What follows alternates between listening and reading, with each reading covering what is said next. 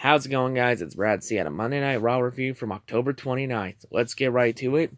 Not only is this the Raw after Evolution, this is also the go-home Raw, the Crown Jewel. And Crown Jewel's going to be a complete disaster. I'll talk more about that at the end.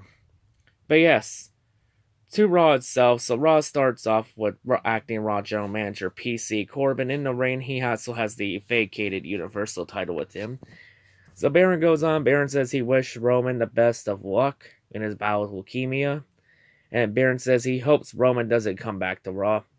Well, not even 1 week after, and someone's already taken a shot at Roman. Fortunately, it wasn't me. I'm actually showing Roman love for a change. For now. And then Baron says that all Roman's done is made his job difficult. And then Baron says that, tells the crowd, let's be real, I look great with this Universal title on my shoulder. Nah. And that's when Brock Lesnar would come out with Paul Heyman. I know Paul does the speaking for Brock, but you know what? I'm going to bring back the Brock Lesnar voice because you know what? The memes will live on forever, damn it. So Brock Lesnar, hey boy, I reckon I'm going to take that Universal title back home with me when it's Friday and whatnot. I reckon I'm going to beat the shit out of Braun Strowman and wipe my taint with his face and whatnot. I reckon I'll be making history in Saudi Arabia Friday. Also be making history in a couple weeks when I beat the shit out of Daniel Cormier and I become a double sport champion in UFC and WWE and whatnot. And then that's when Braun Strowman will come out. And then Braun says he will become champ. And that Brock will get these hands. So then Braun goes in and he hits 3 running power slams on Baron Corbin. And after the third one, the Brock would then grab Braun and hit an F5 on Braun. And then Brock would pose with the Universal title and then leave. Honestly, like I said before, if Brock wins the Universal title, please fucking kill me. The last thing we need is another fucking part-time champion. Like, last thing we need is Brock being champion for 100 days without defending. But yeah, please win, Braun. But yeah, continuing on, next up, we get our one-on-one match. We get Finn Balor versus Bobby Lashley, a rematch from last week. Highlights of the match. Bobby's double leg into the corner was good. Bobby's side slam was also good. Finn's drop kick to the back was good, along with his front flip dive. Bobby's lace lock slam was good, along with Finn's overhead toss into a stomp. Bobby's twisting body slam was good. That only got a 2 count. Finn's sling blade was good, along with his missile drop kick. Also, throughout the match, you had Leo Rush trying to get a Lashley chant going, so trying to get a cheap pop from the crowd. And the crowd was silent. It's almost quieter than a goddamn library. So it wasn't the Roman Reigns leukemia announcement that made the crowd silent. Okay. Well then. So then match ending, Finn would go to the top rope. Finn would go for the coup de grace before Finn could leap off. Leo would push Finn off the top rope, forcing the DQ. So Finn Balor was going to win the match regardless. So then after the match, Bobby Lashley would come in and attack Finn Balor for post-match assault. Sorry. I'm coming down with a cold. So then Bobby then walks in to fall Nelson on Finn. And Leo comes in and starts spit-slapping Finn Balor. And then Bobby and Leo are both standing tall. And it's also been announced that Bobby Lashley will be replacing John Cena in the WWE America Cup. So in other words, we replace an American with another American in the World Cup. Hence why we now call it the America Cup. Double fail. You could have at least had somebody that's a non-American and give it somewhat of an international feel. This is why this company's so out of touch. But anyway, moving on. Next up, we get a 10-women tag team match. We get the team of WWE Hall of Famers Trish Stratus and Lita. Sasha Banks, Bayley, and Natalya versus the entire Riot Squad, Ruby Riott, Liv Morgan, and Sarah Logan. Alicia Fox and Mickie James. Highlights in Alicia fails in the match. Trish's head toss and hip toss to start the match was good. Trish's double head toss was good. Lita's clothesline in the corner, when she leaped off Trish's back was good. Lita's DDT was good. Bayley and Sasha's baseball slides, synchronized baseball slides were good, along with their cross bodies. Alicia selling throughout the match was garbage. I'm not sure if anyone caught this. When Sasha had an armbar in, Alicia was smiling and laughing. That's not how you sell an armbar, you dumbass. You gotta sell it like it hurts. By smiling and laughing, it's just showing it doesn't hurt. You're just making it look as fake as possible. This is why she's been a jobber for almost 10 years, folks. Because she can't do anything right. Except that Northern Light suplex. That's about it. Sasha and Trish's double elbow drop was good. Alicia's big boot was trash. She's gotta control herself. Don't make it look too real. And then another highlight was Mickie James would actually tag in Sarah Logan over Alicia Fox. So yeah, Alicia, your own partner knows your own partner won't even tag you in because she knows how fucking trash you are. She I ain't tagging you in. You're fucking garbage in the ring. Hats off to Mickie James for recognizing how garbage Alicia is. Ruby's head whip was good. Natalia's springboard side slam was good. Natalia's basement drop kick and spinning clothesline were good. Trish's Hurricane Rana off the top rope was also good, along with Sasha's Meteora. Lita's double twist of fate was good. Bayley's elbow drop and Lita's salt to Alicia Fox was good. Really well executed. Lita and Natalia's heart attack on Alicia Fox is good. But then it only gets a 2 count. So effectively, Alicia's took in 2 finishers and a heart attack, and she kicks out at 2? What? This useless tool kicks out at a heart attack? You gotta be kidding me. What is all Alicia's matches now gonna become Roman Reigns and John Cena's matches where they just spam the shit out of kickouts? Dear Christ. The match ending, Natalya would lock in the sharpshooter on Alicia Fox to get the tap out victory for her team. So Team Natalya is standing tall. So then after that, next up, we get a segment. So we get Elias in the ring. The new babyface Elias. So, oh great musician Elias. What great knowledge do you bring to us mortals today? So then Elias in the ring. Elias does his normal intro. Say WWE stands for a walk with Elias. And then Elias says that he's the man. Yes, you are. You're a man with a guitar. A beautiful guitar. Then Elias aired what happened last week on the Titantron where he would smash Baron Corbin in the back with his guitar. And turn babyface.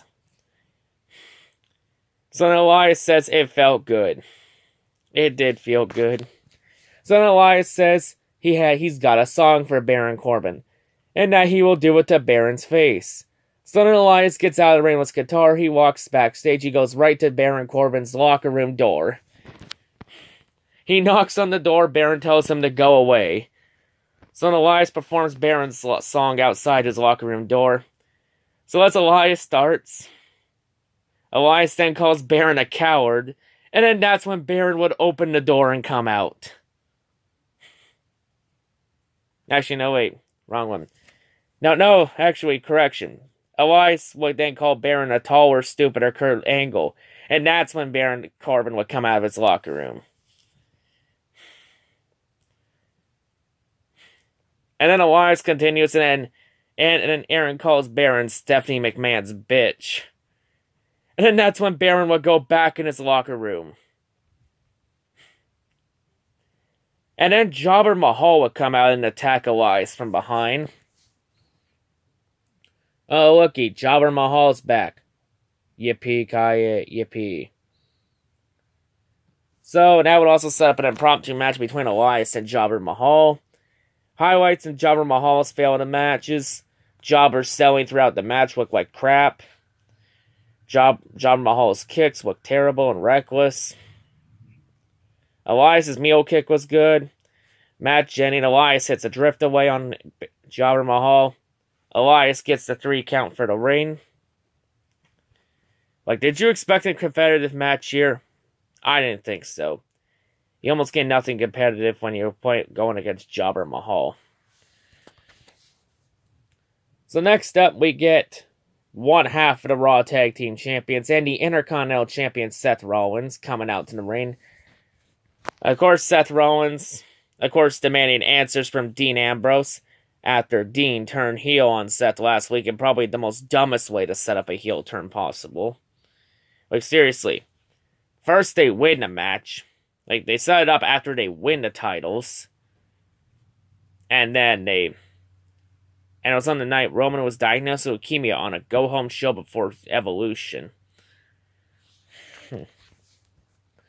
Like, I think you could have set that up a lot differently.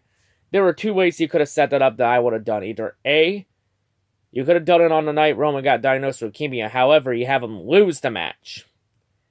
And then Dean turns heel and have Dean say that you could say them losing on the night Roman got diagnosed is disrespect to Roman. Or B, you can have him win the titles, have him lose the titles in a week or two to Baron, to Dolph and Drew, and then Dean turn heel. You could have done that. But now, it's obvious now they're going to drop the titles back to Dolph and Drew. And it's just going to create another game of fucking hot potato with a title, and it just devalues the damn titles. Because then it's like, what's the point of holding the title or giving it to them if they're just going to chop it back immediately? Like, it's dumb. Dumb is dumb. So then Dean's music hits, but Dean Ambrose doesn't show up.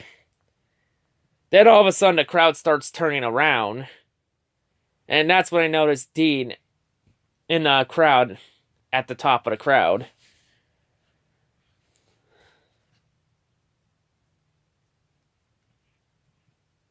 So then Seth calls Dean a cold-hearted bastard. Seth wouldn't give Dean an answer. So then Dean would then decide to walk away. So then Seth would attempt to go after Dean and Ambrose in the crowd, but he was unsuccessful and Dean was already gone.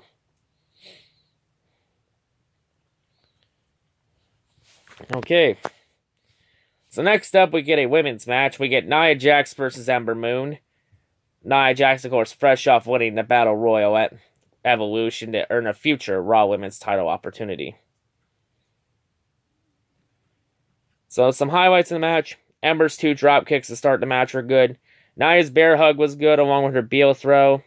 Ember's front flip off the middle rope outside the ring was good. Tamina would come out, and the distraction will allow Nia Jax to hit the running leg drop to get the 3 count for the win. So then after the match, Tamina would get in the ring, and Nia and Tamina would share an intense stare-off, and then both would leave. And that's it. So next up, we get a tag team match. We get the Revival, Scott Dawson and Dash Wilder versus the new team of Lucha House Party, Kalisto and Lince Dorado. They're all from the Cruiserweight division. He also had Grant Metalik at ringside. A few highlights in the match. Scott's and Dash's strikes were good, along with their spine busters.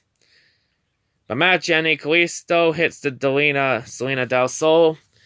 Lince would hit a crossbody to take Dash Wilder out. Kalisto gets the 3 count for the win. Honestly, who cares?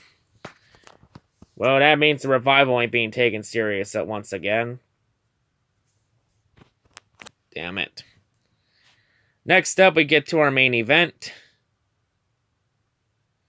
We get to Dolph Ziggler versus Apollo Crews. So before the match, Dolph would cut a promo. Dolph, of course, saying he always has told the truth. And that Dolph says he looked up to Kurt Angle. Because for the WWE America Cup, the matches are set. In the first round, we will have Davenport, Iowa, Seth Rollins versus Bobby Lashley of Denver, Colorado. We will also have Allentown, Pennsylvania's Kurt Angle versus Hollywood, Florida's Dolph Ziggler. That's on the Raw side. On the SmackDown side, we will have Cameron, North Carolina's Jeff Hardy versus Cleveland, Ohio's Miz. The other quarterfinal will see San Diego's Rey Mysterio take on St. Louis, Missouri's Randy Orton. In the America Cup to decide who is the best in the United States. So Dolph would continue on. Dolph would say he wouldn't exist without Kurt Angle. And then Dolph says he will submit his legacy by winning the America Cup. And then Dolph calls himself the best in America. Well, honestly, what's really the point of the America Cup? Like, there's really nothing at stake. It's just for a trophy. Like, it honestly will mean pretty much nothing to your career unless you put something on the line. One thing I would have done is, I would have, put a world title opportunity on the line, like the winner gets a future WWE or Universal Championship opportunity, give or take. Depending on which brand they're on. Then it would mean something because you could say, for example, Miz winning the America Cup helped propel Miz to the WWE Championship. Or, hey, Seth Rollins winning that propelled him to the Universal Championship. We can see what that does. But yeah, now to the match itself. Only a few highlights in this match.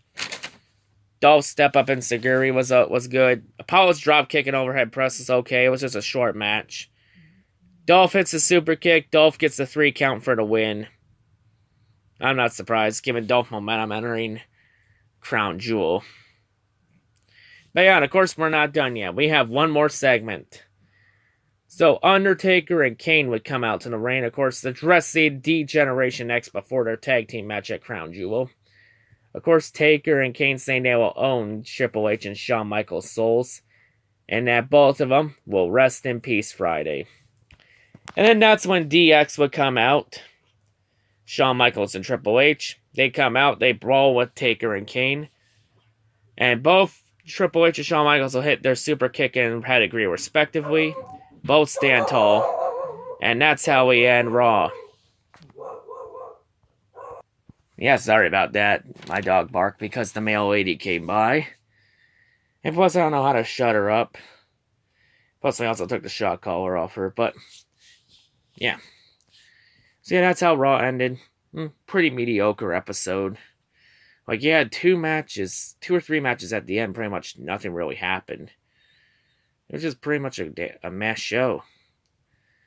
So overall, I'll say 3 out of 10 for my final rating.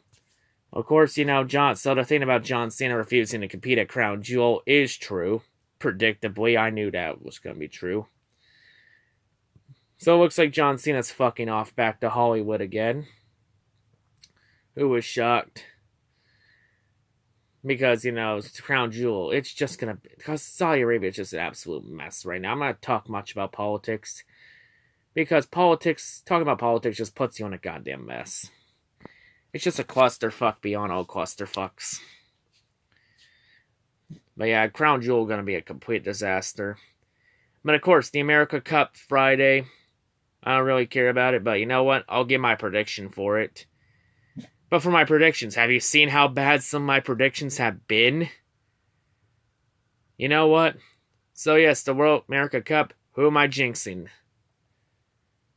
So pretty much if we go based on who this would benefit the most, I'm going to go on a limb and say the finals for the America Cup will be Seth Rollins versus The Miz. But yeah, but knowing my luck, it will now be Kurt Angle versus Randy Orton. Now that I just jinxed Seth Rollins and Miz. But yeah, we'll have to see. Watch me be wrong completely after the first round. Peace out.